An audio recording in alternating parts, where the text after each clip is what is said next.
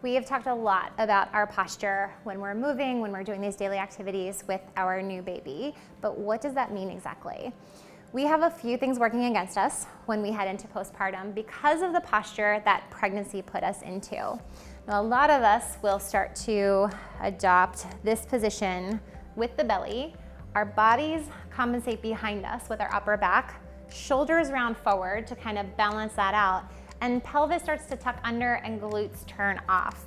So if you had that pregnancy waddle, which if you were working out with me, I hope that you didn't, this is the result of all of these postural imbalances.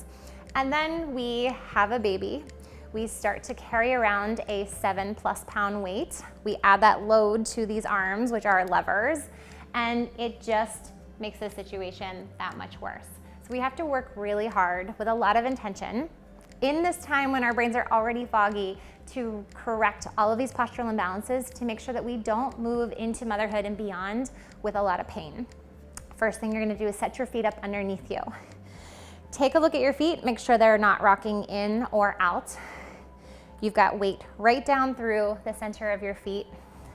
Tiny bend in your knees. As soon as you lock out your pelvis, you tilt into this lower back. So if you just put a nice relaxed bend in those knees, not enough to be awkward, but just a nice relaxed bend, it'll eliminate that from happening in your lower back. Bring your hands to your hips, and then I want you to take a tuck and a tilt in the pelvis.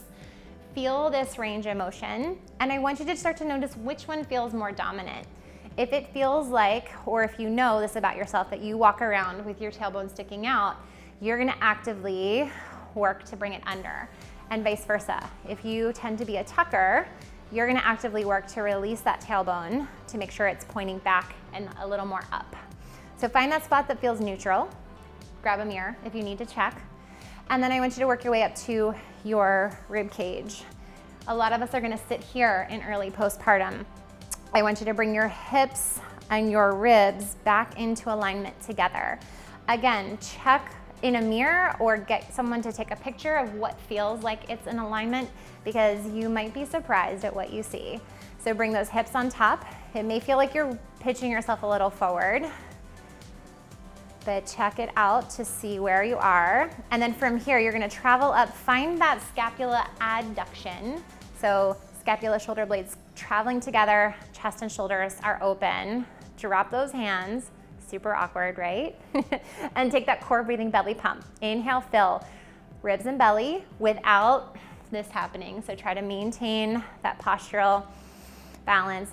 Exhale, lift your pelvic floor. Don't squeeze your glutes. Wrap and zip up the front of the body. Your practice today is this. Stand in this posture and practice that core breathing belly pump. Place yourself in front of a mirror. Make sure as you pump up the front, you don't actively go into this rounding and tucking of the spine. Depending on the type of birth you had and the function of your pelvic floor at the moment, when our pelvic floor is weak, we're gonna use any muscle we can, which is mostly that tuck, to get it to turn on. So see if you can just pluck it up underneath you without getting your glutes to turn on.